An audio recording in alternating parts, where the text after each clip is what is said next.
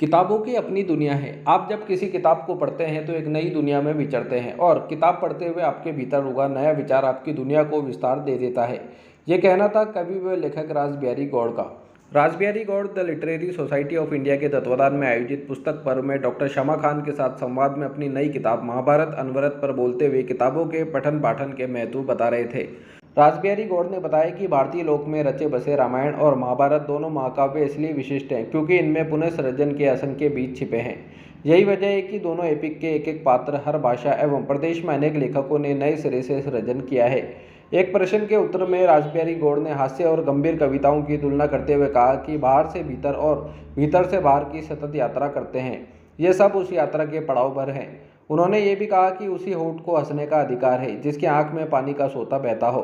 इस अवसर पर कवियत्री विनीता बाड़मेरा ने महाभारत अनवरत पुस्तक से कुछ कविताएं सुनाई। कथाकार पराग मांडले ने कहा कि रासबिहारी गौड़ की कविता यात्रा, उपन्यास कहन और गांधी विमर्श को एक साथ देखने पर उनके भीतर का बहुआयामी व्यक्तित्व चकित तो करता ही है, बल्कि ये उनके अपने लिए एक चुनौती भी रहती है कि अब आगे क्या। महाभारत अनवरत की समीक्षात्मक टिप्पणी में श्री मांडले ने कहा कि प्रस्तुत पुस्तक सीधे सीधे ना महाभारत की कथा है और ना ही कथा से बिल्कुल बाहर खड़ी है। पुस्तक में महाभारत के पात्रों और स्थितियों को प्रवृत्ति बनाकर सर्वकालिक मानवीय चेतना के रूप में गढ़ा गया है। इससे पूर्व निरंजन मावड़ ने संस्था का परिचय देते हुए बताया कि अजमेर लिटरेचर फेस्टिवल की बाधित परंपरा पुनः शुरू की जाएगी। श्रोताओं से खचाखच भरे सभागार में गोपाल माथुर, कालीन नंदिनी, अनंत भटनागर, डॉक्टर रमेश अग्रवाल, महेंद्र सिंह रलावता, रमेश ब्रह्मवर, कमल वाधवा, रौनक सोगानी, अब्दुल सलाम कुरैशी सहित नगर के अनेक बुद्धिजीवी, साहित्यकार एवं पत्रकार उपस्थित रहे। कार्यक्रम का संचालन सोमरतन आर्य ने किया। इसलिए आपका पीछे ध्यान कराया। स्वागत की घड़ी के अंदर लाइन है, गली अच्छी लगी, हर घर अच्छा लगा, आए आप महफिल में तो महफिल से भरा शहर अच्छा लगा। नमस्कार दोस्तों, आप सभी का स्वागत है। मैं अजमेर लिटरेचर की छोटी सी यात्रा रही, ललित जैन, गोपाल जी, कृष्णाम जी, डॉक्टर वंदना पलवार जी, विनोद अग्रवाल जी, उमेश भार्गव जी, अक्षर गौर और हमारे अन्य साथी नगर के साहित्यकार, बुद्धिजीवी, पत्रकारों के सहयोग से इस पौधे को लगाया। साहित्य, राजनीति, पत्रकारिता, समाज सेवा, विचारक, इतिहासकार, अन्य विषयों के जितने भी शिखर के बुद्धिजीवी थे उन सभी लोगों को इसमें सम्मिलित किया गया। वो अजमेर आए और अजमेर से रूबरू हुए। ये सारा जो प्रयास था वो हमारे रासबिहारी सर के जो निजी अनुभव था उनके निर्देशन में ही संभव हुआ और पूरी टीम उनकी गाइडलाइंस के अंदर ही काम करती रही। सभी आयोजन और बहुत अच्छी कवियत्री जिनकी कविताओं का अपना भी खुद का बहुत अच्छा संग्रह है और साथ ही रासबिहारी जी की कविताओं के लिए भी वो बहुत हरदम उत्सुक रहती हैं और हरदम उसको सुनती हैं और पढ़ती भी रहती हैं। ऐसी कवियत्री, साहित्यकार हमारे मध्य में विनीता जी बाड़मेरा उपस्थित हैं। मैं कृपया उनसे करूँगा मंच पे आए और अपनी कविताओं से और रासबिहारी जी कविताओं से हम सबको लाभान्वित करें। विनीता जी बाड़मेरा, प्लीज।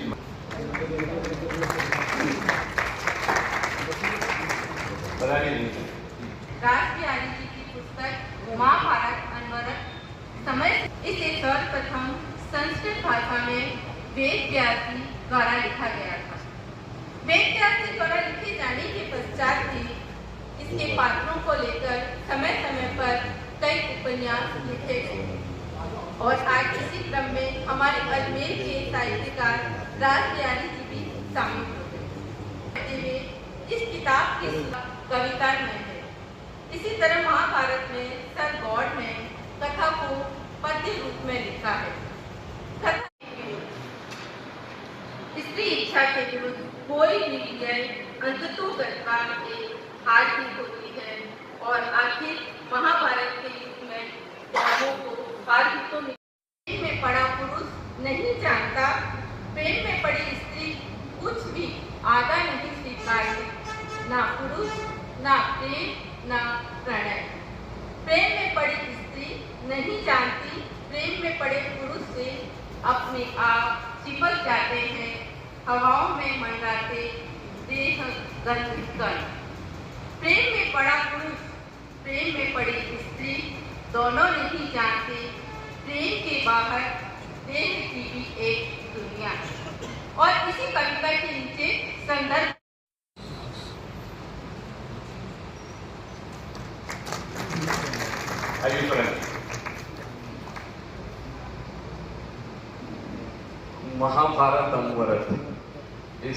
पुस्तक के बारे में, जो कि आदरणीय रासबिहारी जी का नया शाहकार है। हम लोग यहाँ पर इकट्ठा हुए हैं। रासबिहारी जी मुझे चकित करते हैं कई बार, और इसलिए चकित करते हैं क्योंकि अपने क्षितिज का लगातार विस्तार किए जाने की जो जिजीविषा उनमें है, वो बहुत कम लोगों में होती है ना। और लगातार मतलब वो लगातार एक वो पार करते जा रहे हैं कि साहित्य की कोई ऐसी विधा शेष ना हो जिसमें उनका कुछ लिखा हुआ ना हो और उनका साथ हो। लिखा हुआ होना जरूरी नहीं होता है उतना, जितना सार्थक लिखना जरूरी होता है, क्योंकि लिखने वाले तो बहुत हैं। और आजकल फेसबुक की दुनिया जो एक खुल गई है नई, उसमें तो हर दूसरा व्यक्ति लेखक हो गया है, तो उसमें सार्थक लिखा जाना एक बहुत महत्वपूर्ण बात होती है। रासबिहारी जी लगातार ये काम कर रहे हैं, व्यंग कविताओं से शुरू करके गंभीर कविताएं, उसके बाद में नाटक, उसके बाद में उपन्यास, और अब ये महाभारत, एक अलग विषय और एक अलग ढंग से महाभारत को समझने का प्रयास। महाभारत अपने आप में एक बहुत अद्भुत ग्रंथ है, और इतना ये कहा जाता है कि ये विश्व का सबसे प्राचीन और सबसे बड़ा ग्रंथ है। ये इसकी जो एक अंदाजा जो लगाया जाता है कि इस कब महाभारत का काल था, तो वो ईसा से 3000 साल से 1000 साल के बीच में हम कह सकते हैं। मतलब आज से 3 से 5000 साल पहले के बीच में कहीं उसका काल निर्धारित किया जाता है। और ढंग से अपने अपने भावों के हिसाब से, अपने अपने विचारों के हिसाब से उस अदृश्य को दृश्य रूप में लाने का प्रयास करते हैं। जो लगाया जाता है कि इस कब महाभारत का काल था, तो वो ईसा से 3000 साल से 1000 साल के बीच में हम कह सकते हैं। मतलब आज से 3 से 5000 साल पहले के बीच में कहीं उसका काल निर्धारित किया जाता है। और माना यह जाता है, अभी जो महाभारत है उसमें करीब करीब 24,000 श्लोक हैं, लेकिन माना यह जाता है, और 18 पर्व हैं, लेकिन माना यह जाता है कि जिस समय इसकी रचना हुई थी इसमें 100 पर्व थे और करीब 1,10,000 श्लोक थे। और ये 1,10,000 श्लोकों का जिक्र सिर्फ क्योंकि हमारे यहाँ तो मिथक और इतिहास इतना। सर्वप्रथम निवेदन करूंगा डॉक्टर शमाजी खान से, कृपया मंच पे पधारें और अपना स्थान ग्रहण करें। ये अग्रवाल से निवेदन करूंगा, आए और उनका माल्यार्पण करके निवेदन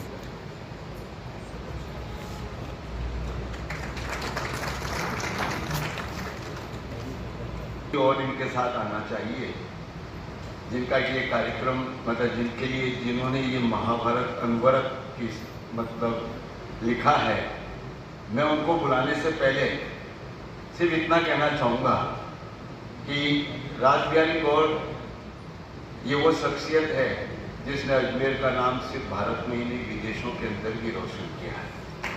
कई कार्यक्रम आपने विदेशों में किए हैं और मैंने वहाँ पे वीडियो भी देखे हैं, और बड़ा अच्छा लगता है जब वहाँ पे जाकर के आप हिंदी के अंदर जिस तरह कविता करते हो, जो संचालन कर रहा होता है वो आपके लिए जो शब्दों का उपयोग करता है वो अपने आप में बहुत ही अच्छे शब्द होते हैं।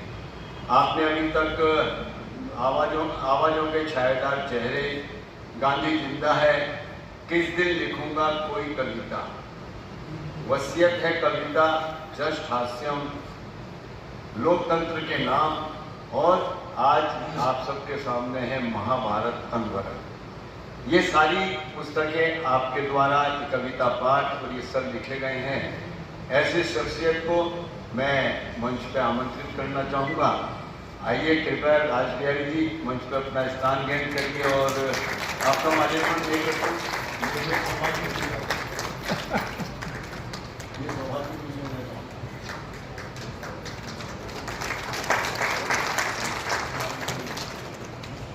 इस संवाद कार्यक्रम में पुस्तक पर्व में पुस्तक के लेखक रासबिहारी गौड़ जी के साथ संवाद का जो कार्यक्रम है वो हम सभी के लिए खास है। बहुत सारे लोगों को मंच पर मौका देकर उनकी प्रतिभा को निखारने का, सामने लाने का काम रास बिहारी जी करते रहे हैं और आज ये हमारी पकड़ में आए हैं। तो ये बहुत अच्छा अवसर है कि जहाँ हम अजमेर वासी या कहें हम सभी पाठक वर्ग इनकी किताबों के माध्यम से इन्हें जानते हैं, पर आज जब लेखक खुद हमारे सामने हैं तो हम उसके कृतित्व को ही नहीं, उसके व्यक्तित्व को भी जानेंगे। और ये सुअवसर, हम इस तरह से ये एक परफेक्ट मिस्टर परफेक्ट की तरह हर चीज़ इनकी परफेक्ट होती है, तो वहाँ हम कुछ खिंचाई औपचारिक परिचय देते हुए, जैसे कि गौर सर ऐसी शख्सियत हैं जिन्हें किसी परिचय की मोहताज नहीं है, लेकिन औपचारिक परिचय देते हुए जैसा कि हम जान शिक्षा देने की, वो बेतकल्लुफ में जो कहना, एक फकीरीपन में जो कहना, मुझे अपनी बात कहनी है, जिसको अच्छा लगे लगे, जिसको लगे नहीं लगे, वो अंदाज लेखन का एक सट, जो मुख्य बात हम जानना चाहेंगे, ये रास बिहारी गौड़ कौन है, क्या है रास बिहारी गौड़? एक विज्ञान का विद्यार्थी, एक ऐसा विद्यार्थी जो रसायन के क्षेत्र में जो अपना अधिकारी है, रेलवे में आप सब लोग, हालांकि मुझे इस बुक में देखने की आदि नहीं हो, लेकिन फिर भी मैं भी चाहता हूँ कि नए चेहरे दिखाऊं। आपके सवाल का जवाब देने से पहले मुझे गालिब का एक शेर याद आता है, यार बात पे पूछते हो तू क्या है, तुम ही बताओ ये अंदाजे गुफ्तगू क्या है, बने है सहा का मुसाइफ फिरे है इतराता, वरना गालिब तेरी शहर में आबरू क्या है। मेरे शाह, आपकी मोहब्बतें हैं, मेरे सुल्तान सामने बैठे हैं, आप सब लोग की वजह से मैं ये सारे प्रयोग कर पाता हूँ, कुछ लिखने का क्रम कर पाता हूँ। 35-40 वर्षों में जो आपके साथ रहा हूँ, मैं ये तो नहीं कहता कि, मैं अक्सर एक बात कहा करता हूँ कि जब भी मैं कोई किताब पढ़ता हूँ या आप भी कभी कोई किताब पढ़ते हो तो आपकी दुनिया का थोड़ा विस्तार हो जाता है, आपकी दुनिया बड़ी हो जाती है। ठीक इसी तरह से मुझे लगता है लिखते हुए या कहते हुए एक सृजक, एक कवि, एक लेखक जब भी कुछ नया लिखता है तो अपनी दुनिया को विस्तार देता है, वो अपनी दुनिया बड़ी करता है, वो अपना परिवार बड़ा करता है। तो मेरी कोशिश ये रहती है कि मेरा परिवार, मेरे माता पिता, मेरे समाज, मेरे शहर, मेरे देश, मेरी दुनिया से होता हुआ इन संवेदनाओं के आधार में आए कि मैं जितना ज़्यादा समेट सकूं वो समेट लूं। शायद इसीलिए कुछ नए प्रयोग करता हूं, आपके बीच के प्रयोग रहते ही हैं। जी हाँ, आपने बहुत ही अच्छी बात कही कि मैं सबको जोड़ना चाहता हूँ, एक पुरखों की बात कही है। तो आपने अपने इस पुस्तक में जो समर्पित किया है उसमें आपने 2 पंक्तियां लिखी है कि पुरखों की उस विरासत को जिसने बताया हम क्या हैं। भारतीय संस्कृति की जो एक परंपरा है उससे हमें जोड़ने का जो एक ये समर्पित भाव है, इसमें हम जानना चाहेंगे। कोई कविता मैंने पढ़ी थी और शायद मैं उसे अपने तरीके से कहूँ कि मेरे पिता जब इस दुनिया से गए, एक पंक्ति में शायद आप सब ये महसूस करेंगे और बताएंगे, मेरे पिता जब इस दुनिया से गए तो मुझे कई सदियां उपहार में देकर गए। हर पिता जब दुनिया से जाता है, हर पुरखा जब दुनिया से जाता है तो आपको सदियां उपहार में देकर जाता है। संभवतः हमारे पास एक सीमित उम्र होती है, सीमित अनुभव होते हैं, सीमित परिवेश होता है, लेकिन हम कैसे उसमें सदियों को समेट लें ये कोशिश रहती है। और यही था कि बचपन से या आप सभी लोग उसी परिवेश से आते हो मेरी तरह से ही, बचपन से हम पौराणिक आख्यानों में, कथाओं में, विविध रचनाओं में जीते रहते हैं।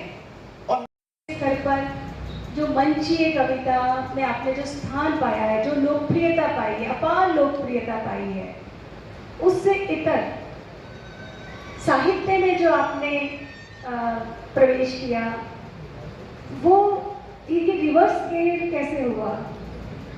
ये सवाल बहुत मौजूद सवाल है और शायद आप सबके मन में हो गई, होना भी चाहिए, वरना उस तरीके का होता तो ये ऐसा बहुत बुरी तरह भरा भी होता और मैं इस तरह समझ। लेकिन मैं अगर आपके इस सवाल का सीधा सीधा जवाब दूं तो मुझे लगता है कि व्यक्ति दो तरह की यात्राएं करता है, एक अंदर से बाहर की, बाहर से अंदर की।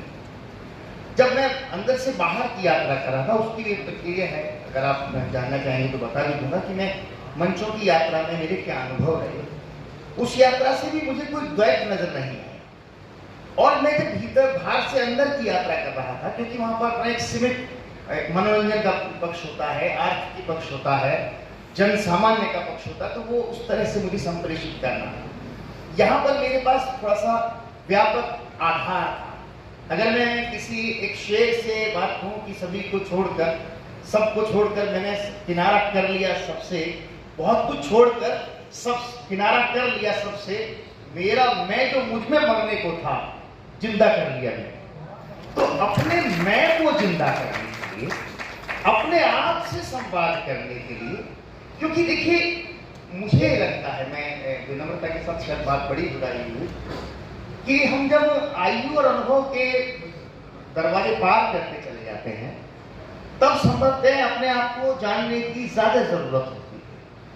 हम भीड़ में अपने आप से संवाद नहीं कर पाते। और कविता का शिल्प ही है, कविता के होने का मायने ही है कि अगर वो आपसे अकेले में बात कर रही है। विनोद कुमार शुक्ल की कविता मुझे याद आती है, वो कहीं लिखते हैं कि एक आदमी हताशा में बैठा था, मैं उस आदमी को नहीं जानता था, हताशा को जानता था। मैंने हाथ बढ़ाया, वो मेरे साथ चल दिया, वो मुझे नहीं जानता था, वो मुझे नहीं जानता था, हाथ बढ़ाने को जानता था। हम दोनों साथ चल दिए, हम दोनों एक दूसरे को नहीं जानते थे, लेकिन साथ चलने को जानते थे। हम या ये जो साहित्य है, जहाँ मंचीय कविता लोकप्रियता दिलाती है, तो ये स्थायित्व देता है, लोक मंगल की भावना से और मैं आपकी बात को बीच में कहूँ, शायद वो बात का सवाल का पूरा हो जाएगा। यहाँ ज्यादातर लोग साहित्य की दुनिया से बैठे हैं और ऐसे भी हैं जो मंचीय कविता में मुझे सुनते हैं। पता नहीं क्यों मुझे ऐसा लगता है कि हम एक द्वैत में जीते हैं। उदाहरण के लिए अगर मैं साहित्य के क्षेत्र में बात करूं तो लाफ्टर, कवि सम्मेलन वाले लाफ्टर को कमतर मानते हैं, साहित्य वाले कवि सम्मेलन को कमतर मानते हैं, या अमुक विधा वाले अमुक को कमतर मानते हैं, अमुक व्यवसाय वाले वकील उसको कमतर मानते हैं, वो अमुक उसको कमतर मानता है। तो सवाल क्या है, पूरा जीवन इस दूसरे को कमतर मानने में लगा देते हैं। तो मुझे ये लगा, मैं लाफ्टर में गया, आप जानते हैं सब बहुत लोकप्रियता हासिल हुई, वो बाजार था, 100% बाजार था, पूरी चमक थी, पूरी शोहरत थी, ढेर सारा सब कुछ था। लेकिन मैंने वहां भी कोई अपने आप को हीन नहीं माना कि मैं कोई छोटा काम कर रहा हूं। मैं कवि सम्मेलन में हंसी ठिठोली करता हूँ, चुटकुले सुनाता हूँ, मुझे कोई दिक्कत नहीं आती। मुझे लगता है कि मैं विसंगतियों पर कोई बात लिखनी है तो मुझे व्यंग का सहारा लेना पड़ता है। तो मुझे ये भी डर नहीं लगता कि यार व्यंग को लोग साहित्य की नजर से कैसे देखेंगे। कहने का तात्पर्य यह है कि आपके भीतर वही वाली बात है कि सब कुछ होता है, हम बहुत सी बात बाहर से कर रहे होते हैं। यार मैं अगर ऐसा करूंगा तो लोग क्या कहेंगे, मैं तो बड़ा भारी उपन्यासकार हूँ, मुझे तो ज्ञान की बात करनी चाहिए। और ये बात भी अक्सर कहा करता हूँ मैं, शायद मंच की बात है लेकिन यहाँ भी प्रासंगिक और समीचीन लगती है कि उसी होठ को हंसने की तमीज होती है जिस आंख में पानी को सहेजने का सलीका होता है। तो मैं कोशिश करता हूं कि मेरी आंखें पानी को भी सहेजें और मेरे होठ मुस्कान भी बांटते रहें। बहुत खूब, आमीन। ऐसा ही है, आपके साहित्य में झलकता भी है। एक चीज और हम जानना चाहेंगे कि ये साहित्य लेखन की प्रेरणा आपको कहाँ से मिली?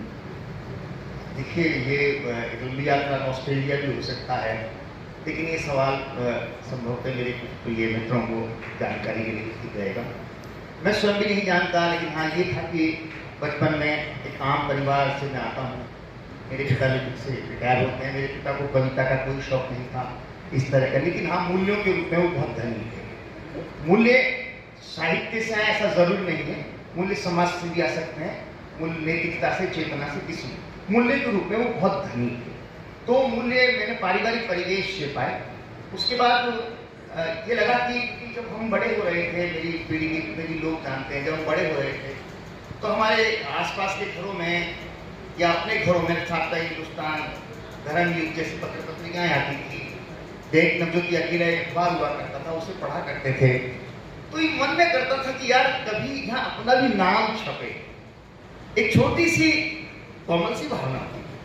तो उसी भावना को लेकर मैं जब बड़ा हो रहा था, ग्रो हो रहा था, तो कॉलेज में आया। कॉलेज टाइम्स भी करता था हमारे गवर्नमेंट कॉलेज से, वहाँ एडिटर बन गया, कॉलेज में एडिटर बन गया। उन्हीं दिनों कॉलेज के टाइम में नवज्योति में मैं कुछ आर्टिकल लिख रहा था, संयोग से वो छप भी गए। तो मुझे बहम भी हुआ कि यार मैं लेखक जैसा कुछ हूँ, और गुरता दोस्तों ने मुझे कहा भी क्या लेखक किस बनेगा। तो होता ना कि कभी कभी साथ का भाव।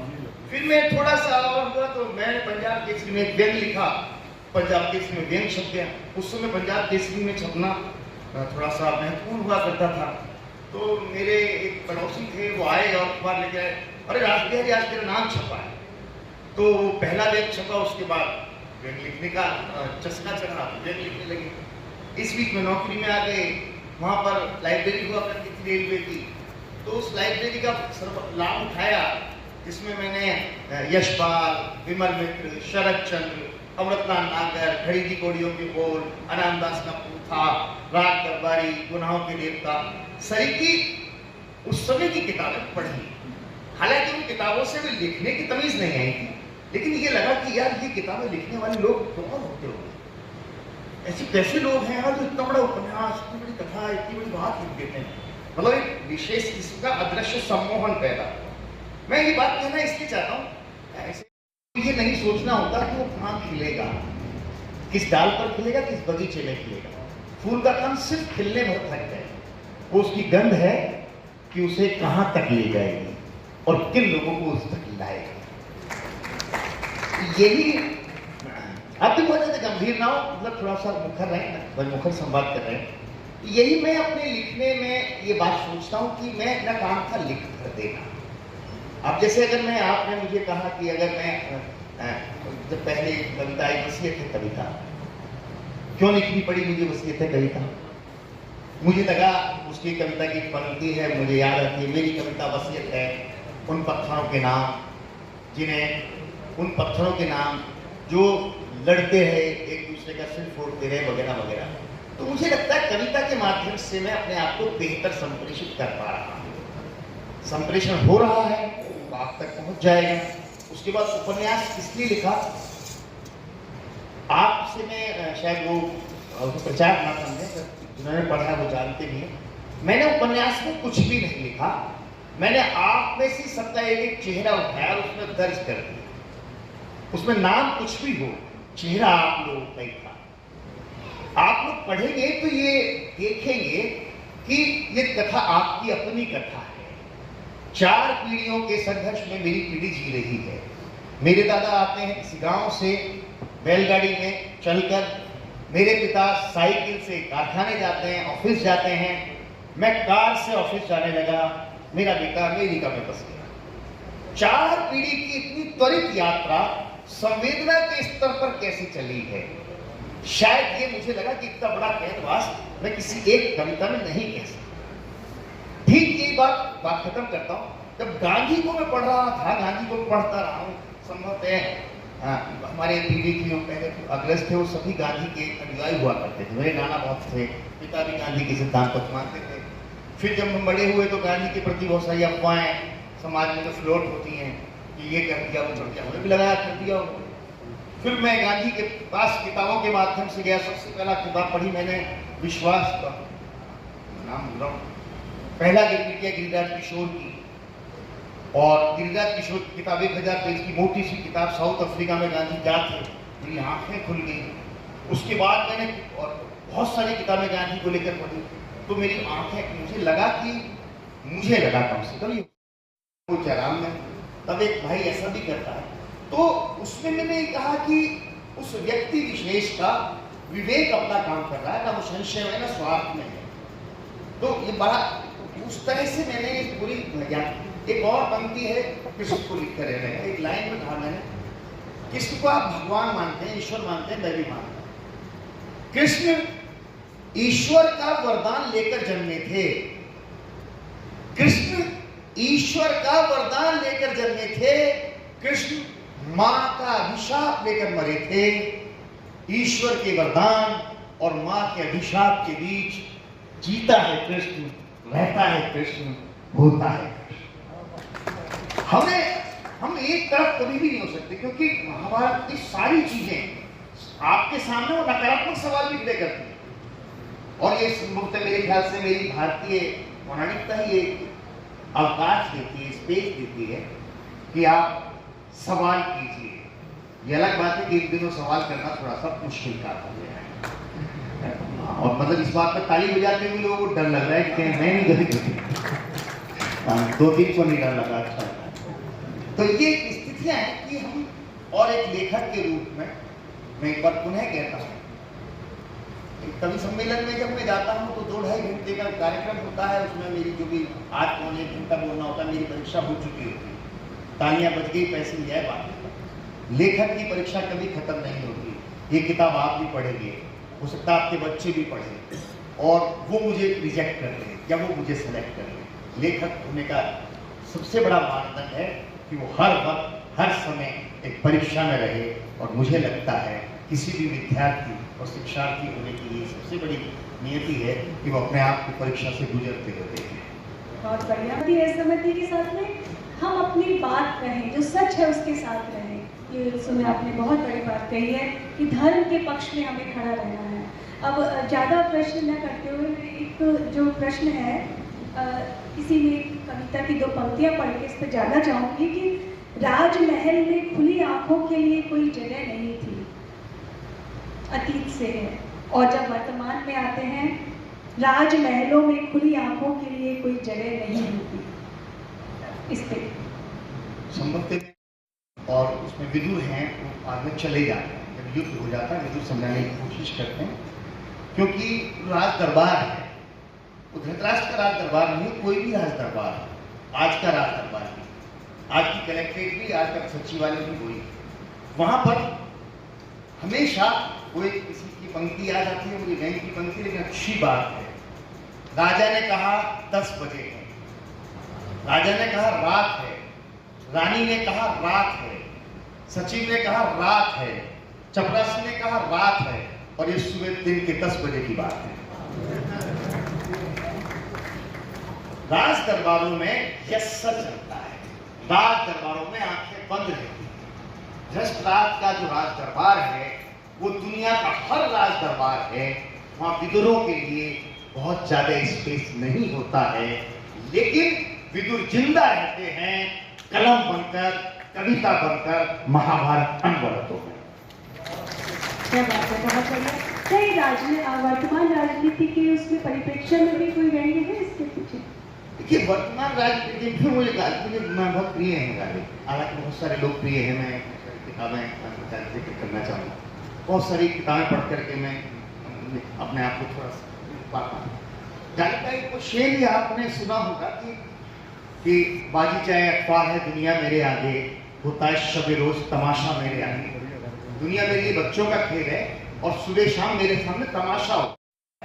उपस्थिति भले ही करने, लेकिन आपकी सूचना के लिए बताना मैं उचित समझता हूँ। समय का जो परिवर्तन है, ये मेरी आप कुंठा भी समझ सकते हैं कि जब हम लिखते थे, मैं जो लिखता था ऐसी रमेश जी भाई साहब के अखबार में छपता था, भास्कर लीडिंग अखबार। मैं स्थानीय राजनेताओं पर, स्थानीय समाज सेवकों पर, विचारों पर लिखता था, और मजेदार बात है कि चाहे कितना ही कड़वा और तीखा लिखता था, अगले दिन वही राजनेता, वही समाज के मुख्य प्रहरी मुझे बधाई देते थे, यार रास दिया, मजा आ गया, तुमने ऐसी कैसी तो बड़ी तरीके से की। आप यकीन, मैं बताना चाहूंगा कि मेरे को ऐसा लगता था कि यार इतना बढ़िया शायरी कि आप व्यंग को कितना एंजॉय कर रहे हो।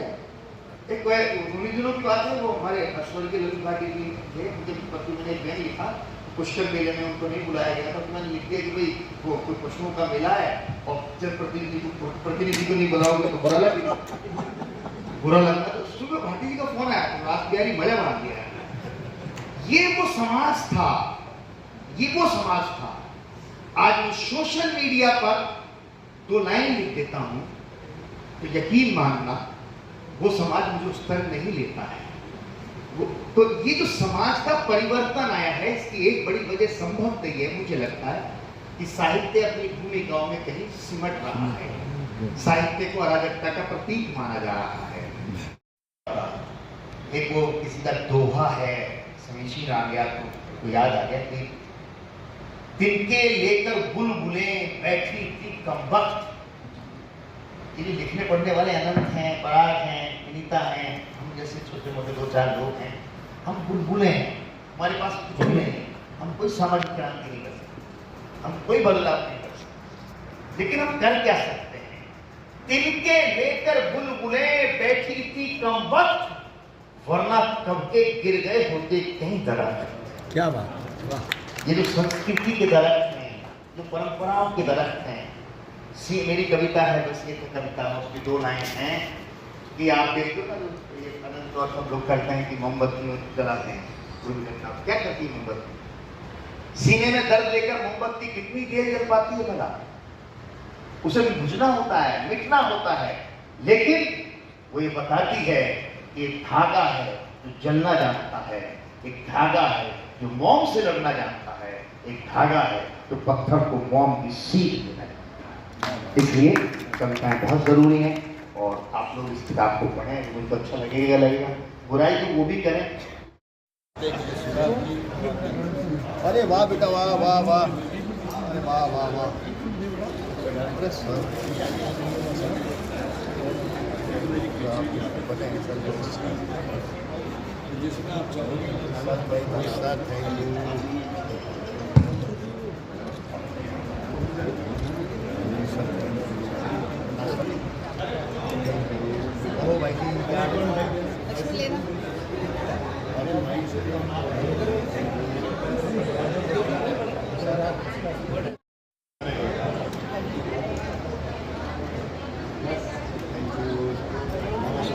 सर, आपने जो ये भी पुस्तक लिखी है, इसके बारे में थोड़ा सा उद्देश्य बताएं इसका पूरा। एक्चुअली क्या है कि मैं लगातार लिखता रहा हूँ महाभारत की कथा को लेकर के। मेरे भीतर कुछ जिज्ञासाएँ थी, कुछ उत्सुकताएँ थी कि महाभारत इतना बड़ा ग्रंथ कैसे है। उस ग्रंथ में जितनी भी बात है, जितनी स्थितियाँ हैं, उनको आज के संदर्भ में निरूपित करने की कोशिश की है। नए शिल्प से, नए तरीके से काव्य संकलन ये आया है शिवना प्रकाशन से और लोग इसे पसंद कर रहे हैं और ये तो बाकी तो पाठक ही पढ़ रहे हैं। इसके अलावा और कोई दूसरा ग्रंथ आप जो लिखना चाह रही है? पिछले दिनों उपन्यास आया था, आवाज़ों के छायादार चेहरे, गांधी जिद्दा है नाटक आया था, उससे पहले कविताएं, एक व्यंग संकलन आने वाला है और भी लिखने पढ़ने का काम चल रहा है। आपका वैसे तो हास्य कवि के नाम से है, लेकिन आपने ये साहित्यिक और एक अगर हलवाई काजू कतली बनाता है तो वो समोसे भी बना सकता है, कचौड़ी बना सकता है। तो मुझे लगता है कि मैं व्यापकता के साथ सब काम करूँ। अनवरत है, मतलब अनवरत है। शुक्रिया।